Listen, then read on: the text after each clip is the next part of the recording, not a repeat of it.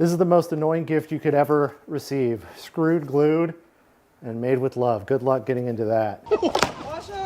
It's my friend Nick's birthday. I got him a knife. I'm gonna make this the most annoying gift to receive using my woodworking skills. Been wanting to do this for a long time. Nick's the perfect guy to do this too. It's a lot of dust. So let's go.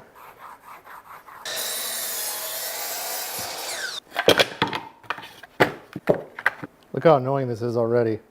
All right, I'm just gonna assemble it, yeah? I can't give this to him at dinner though, like if we go out. You got some weight to it. He has like hillbilly strength, you know? I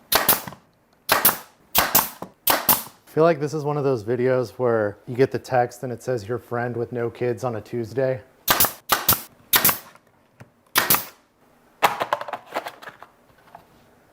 I'm gonna use this because it's kind of funnier. It looks more like a pallet.